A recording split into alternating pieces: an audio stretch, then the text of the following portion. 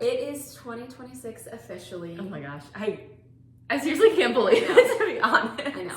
I think I was just telling someone last week that, like, I know it's January, but I'm still like, wait, it's the new year? And I think the way the holiday fell with the days of the week, it kind of was like, it didn't really start till January 5th. Yes. But anyway, we all have intentions for the new year. And in 2026, one of my intentions is to be able to pour more into the people around me, the people that are in my circle, the people that might see any of the things we put out there, to be more of a resource. Specifically to the mom population, which I know we're both pretty passionate about. Yes. So it may seem weird, and as part of a real estate agent, to have these conversations, but I do think that real estate is about more than just a house. It's about building community, creating connections, and ultimately to be able to be a resource for the people in the community that I hope to serve. So with that said, this year I want to bring in more resources and things that have been helpful to me in my life and share them with the broader mom population. And you were the perfect place to start. Thank you. Because of your business and your clientele is kind of the same as this what we're aiming to hit anyway. So Kelsey with Sassy Brunette Fitness is a pro at helping overwhelmed moms. Yes. Maybe they're really busy. Health is a priority for them, but they just don't know where to start. And you're just really good at making it very approachable. And I know I've taken your program a lot of times and never felt guilty about missing something. It's always having Diet Mountain Dew. Having Diet Mountain Dew. Don't judge me. And it just seems sustainable. It never seems like I'm getting into something I can't sustain or that it's taking over my life. I wanted to share a little bit about your business. I'll let you talk about that, and then we'll dive into some topics that might be useful. Yeah. So hello, I'm Kelsey from Sassy Brunette Fitness. Like she said, I've honestly thought about changing the name Sassy Brunette Fitness because it was, not to go too in depth into my story, but it kind of came about when I was in college, and it was actually like a blog that I started because I love writing, and it was like Sassy Brunette blog or something like along those lines. And so then when I had an Instagram, I was like, we'll just name it the same thing, and it kind of stuck. And I feel like now if I change it, people will be like, wait a second. So you have a whole brand is built around it. Yeah. So at one point in my life, I did dye my hair blonde, so it kind of like didn't make sense anymore, and people commented on that actually. But anyways, I've been a health and fitness coach since 2016, so it'll be 10 years in September. Okay. It started very much as like a side gig type of thing. My main job at the time was content writing. And so it was kind of just a fun way to like help people. And I really had a passion for working out and helping people. And so it was a fun thing for me to do. And then my husband fixes hail on cars. And after we got married, I traveled with him for that first year, and so it gave me something to do while he was at work and I was sitting in the camper all day by myself. And so I ended up, long story short, doing it as like a side hustle, gig, whatever you want to call it, passion project, because it never really felt like a job to me. But it has been something that I'm very passionate about. And when you were talking about community, one reason like I love serving moms and helping moms is because motherhood is lonely sometimes. It can be very lonely. And even though my business is like all online, I have a space for moms to come, as they are, and I'm not just there in their corner, but like they have Everyone a community. Is supported. Yeah, they have a community of other moms doing it with them, and I just think that's so helpful, not even just from like a health and fitness aspect, but from, knowing that you are walking. I always say it's easier to walk in a direction when you're walking with other people. And so it really just gives moms that space and that community feel. Yeah. I guess I'll say my like credentials or whatever you want to call it. I don't know. You are qualified. Yes, I am. I'm a pre and postnatal certified personal trainer, certified nutrition coach, certified weight loss specialist. And I think that's it. Yeah, that's it. Yeah. But yeah, so I've been doing that since started 2016, full time since 2019. And you're good at it. Yeah, and I get to show up and talk to moms and help them every day and help them feel confident and capable, and there's nothing better than that. Yeah. So, Oh, yeah. Okay, so January comes with its set of the obligation Yes. to make big changes, but we're all still, frankly, exhausted from the Yeah. holidays, and we feel this pressure to like set goals, change everything all at once. What's a good mindset tip for you for moms that want to make change but feel that overwhelming sense of like, oh my gosh, what's a good Where do I mindset start? trick for It's funny you ask that because I am very much like a pro New Year's resolutioner. Yeah. Like everyone seems to hate on like the New Year's resolutions, the new year, new me, like whatever. I am like all for it. Like I will get so hype. I set the New Year's resolutions, I set the goals, and I think we should, if that's something that you want to do it. Like don't let social media tell you that that's a bad idea or that you're gonna burn out in a week, because there are ways to burn out in a week. There are ways to burn out in a week, but there's also ways to like keep going. And I truly believe that when we go about it the right way, we can make 2026 our year, and whatever you want that year to look like. The biggest mindset piece though is making sure that it's something that like you can stick with. I know all over social media right now we see this whole, I don't know if you've seen it, but this concept of like locking in, like, oh, I'm gonna lock in. I haven't seen and that. Essentially you're like going all in on whatever goal, health and fitness. I see it a lot in like the health and fitness, like weight loss. The all or nothing space. mindset in general is, I think, can be problematic. Yes, very. And so when we get in this idea of like, okay, I have to go all in, or I have to lock in, or I have to do this all perfectly, we burn out very quickly because we're essentially trapping ourselves kind of like into this perfect plan that is moms. Like life is not perfect at all. Who's already had a sick kid this year? Yes. And I, even if you don't have like maybe your kids are sleeping through the night, maybe you haven't had sickness yet, but it's like just the little things of like, I was thinking on the way over here, like, oh shoot, did I pack Brayden's library book? Or, oh, I have to go get mini pepperonis, which are even harder to find for Raylan's class. And so we have all these like things that we're already juggling, and not even just from like a physical standpoint, but like all the, I always tell Brian, it feels like I have like a million ping pong balls in my brain at all times. And so when you throw on top this like idea of like, oh, I have to go all in order to reach my goals this year, it's like we're adding like a big brick onto everything else we're doing. And so it makes sense that, okay, we will crumble, or we will fall off track or burn out or whatever. And so my biggest mindset piece is to really just make sure it's something you can keep up with. And, I have conversations with moms all the time of like, even if that just means you start with drinking water first thing in the morning. I did that this morning. Yes. I'd be so proud. Yes. So like start there, because if like, hey, I can keep up with this, great. Like start there. It doesn't have to be this big overhaul. In fact, I wouldn't want you to overhaul everything, because again, that leads to that all or nothing mindset, the burnout. And the cool thing I love about that too is like you start to build up that like confidence of like, hey, I can build the habit of drinking water every morning. And so then you can add to that and then add to that. And then it's December 31st, 2026, and you've built up, this routine of healthy habits that has felt easier this year because you've made it work with everything else you're doing as a mom, because we are doing a lot. Yeah, that's what I love about your program.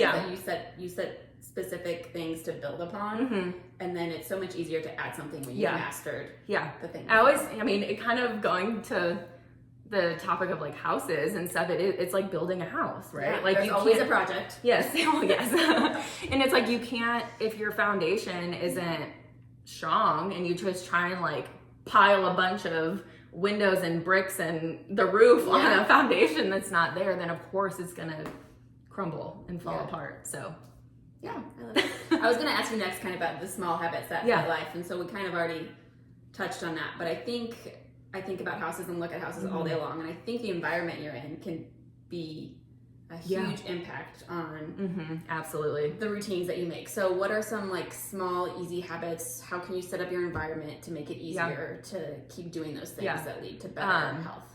What's so cool, and people probably think I swear in like another life I was like a psychologist, like a brain person. I don't know. But like I just find it all so fascinating. And the brain science behind yes, it. and I was actually listening to a podcast last week, and the guy on it, he helps, you know, people with addictions and stuff like that, which I promise I'm getting to a point.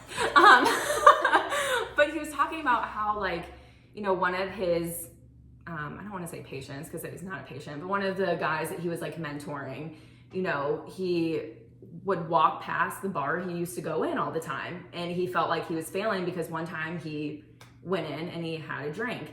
But the same goes for our environments. Like if, you know, and then he referred it to like, you know, if you have a set spot for your cereal in the kitchen and then you redo your kitchen and that cereal box gets moved, well, you're going to keep going back to that original spot because that's what you're used to.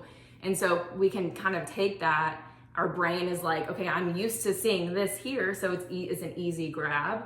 And so I always tell people, like, if we can set, especially our food environment up for success, you know, instead of putting the goldfish at eye level in your pantry, which I will say mine are at eye level, but and kids reach. Yes, but also my protein bars are right next to it. So like I have in my refrigerator, you know, like when you open the door, the like shelf right there, I have like fruit there and turkey sticks and my protein drinks I have. And so it's an easy choice because it's right there. Yeah. You know, I've told clients before, like if you keep going back to the thing of Oreos, like put the Oreos on the high shelf, because then it's not in your immediate line of sight when you open the pantry. And so it's a harder choice for us to choose because there's more like friction on it. And so setting your environment up to be like, okay, I normally go to X spot for my protein bars, or I normally go to X spot for my fruit or whatever, can be very helpful. And your brain starts to kind of create that. He called it like a highway. So it's an easy pathway that you're just automatically choosing. You know, same goes for like meal prep. You know, some people love meal prepping full meals. That's a great one to kind of set your environment up for success. Even just, you know, when it comes to like workouts, like if you work out at home, having like a specific spot where like your weights are there, maybe you have a mat there, maybe you have, I don't know, some water bottles there, whatever. And so it's an easier choice for you to choose when, you know, you might only get 10 minutes to work out or whatever. Yeah. Yeah, I love it. Kitchens. Yes. Biggest point of like, when we work in houses. So when we think about the kitchen and, it's a focal point of the home, but it's also kind of the focal point, I think, for weight loss. And just making good decisions. One of the things you do that I love is your 30-minute meal prep for like meals that the kids will actually eat. Because I think there's pressure sometimes we see all the things that are like the perfectly organic meal and like you spend all this time prepping these things and then your kids are like, that's disgusting. I'm not eating that. So I love how you make it approachable. It's having what you want, adding what you need, making sure that the whole family is actually going to get what they need from it. So what are some of your tips on making meals and having nutrition when you have young kids at home? I am, you know, and I feel like I probably go against the grain when I say this, but like I am in the mindset of like, if your kid wants mac and cheese, like have mac and cheese, and then maybe you know, have some grilled chicken with it or have, you know, vegetables with it. You know, we can enjoy foods that our kids love, especially if that takes some of the, you know, pressure off of us. You know, no one wants to have to cook 10 separate meals. Like we're not line cooks. Some nights it might feel like it. And, you know, I say this and like, I'm not perfect with this by any means. Like there are some nights where like I do cook separate meals. Like last night, Brian was gone. So Braylon she loves homemade pizza. So she had that. Brayden had chicken nuggets and fruit and stuff, and what did I have? Typical mom. I don't even remember. I had something else. Yes, I ate. But you know, some nights it will be like that, and like that's okay. Yeah. But I also think it's important to like, especially you know during the work week, having meals that like you know that you can just add to, and it's gonna make your kids happy, and it's gonna make your life easier. You know, and I'm sharing another recipe tomorrow, and it's kind of like a pull apart like pizza ring thing, you know, and some people might be like, oh, well, crescent rolls aren't healthy, or like pizza's not healthy, but it's like, my kids are gonna enjoy it, and I can add a salad to it with some chicken, and it's, you know, built for my goals. So I think we just put so much pressure on ourselves, like when we have health and fitness goals, that like it has to look like this perfectly healthy meal with no GMOs or pest or whatever. I don't even know. And that's when you hit burnout. When every meal has to be perfect. Yeah, and like of course our kids aren't gonna like that. Like they're still developing their own taste buds, and you know, if I make something that I know they're probably not gonna like I'll still put it on their plate. Will they touch it? Probably not. They'll probably, well, they might touch it to get up and put it in the trash can.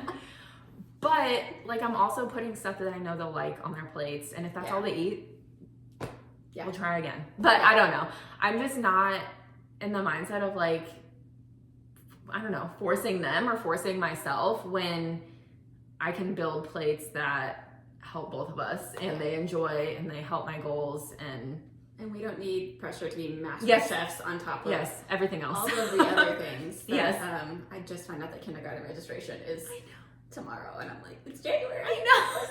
I know.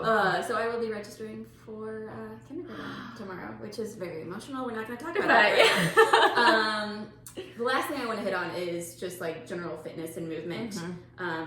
Community is important for, I think, a lot of things. Like, is it walkable? Is there a gym close by that you can access? But for me, I don't really love going to a gym. I would rather do something at home, because the commute to the gym or just the extra time it takes is like, it's another barrier for me to not do it, essentially. So if you are someone that wants to create an environment at home where you can have the activity or do the workouts at home, what are, like, if you had to get 3 things to get started, what would you buy?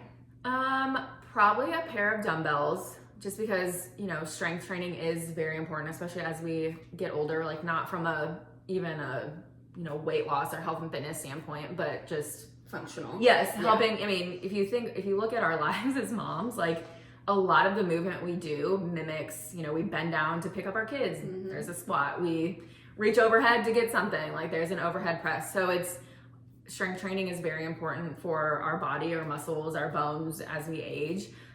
So a pair of dumbbells, I know that can be kind of tricky because, you know, I know for me personally, like I can lift more with my legs than I can my arms, but so trying to find maybe like a, I don't know, 8 to 10 pound dumbbell that you can use for a variety of different things. They do have ones that are kind of like adjustable. We have like the Bowflex ones where you can adjust the weight. They're a little more expensive. So if like, you know, you want to just start with something basic, 8 to 10 pounds dumbbells. Resistance bands are great as well. I like, you know, the loop ones or even the like long ones with the handles. Those are great for added resistance, and they normally come in a like pack of different resistance. So that could be another great way, and you could even do that instead of the dumbbell. And really just, I mean, you can do a lot with just that, or like body weight stuff too. I mean, I remember I am not a workout at home girl. I know. I cannot. I mean, I'll do it if I need to, but I don't know. I feel like, and maybe if I created like a space in our basement where I was like away from everything, but if I'm doing it in the living room, I just like, oh, I see the mess in the kitchen, or oh, I see this. But like, you know, during COVID, like I had to work out at home. And so I would use like our cat, the litter, like containers of litter to like hold it and do squats, or Brian had like a 20-pound weighted blanket. I would use that. That's amazing. So like you can always get creative at home too, if you need extra weight and everything. But I definitely think those 2 to start. You know, you could do like a yoga mat or something so it's a little more comfortable, and a good playlist. Or a good something to listen to. I like to pair my workout with the one show that I'm watching. Like, people are like, what are you watching? I'm like, well, currently Moana. And my son's into Ninja Kids right now. I don't know. So when I get time to myself, if I can pair a show I like with the workout, that is kind of what I like to do. But and I'm a true crime girl while I work out, which I know is weird, but here we are. It makes you want to run away from the enemy. I know, people probably think, like, if only people could, like, listen to what I'm listening to as I'm, like, squatting or something. I think a lot of people feel that way. Like, I hope no one, that's why we have all our earbuds in, because no one wants to actually share what they're listening to. Yeah, but pairing it with, you know, a good podcast, a show, playlist, that's the word I was looking for. Your suggestion. Yes. can be very helpful in just creating like a space that you look forward to kind of like showing up to. Yeah. Okay, to end, one piece of advice, one easy, quick thing. If you have to do one thing today for the mom that's like, I can't even think about all that. I'm already behind. I don't have the capacity. What's one easy thing that you would say to start with? 5 minutes to yourself.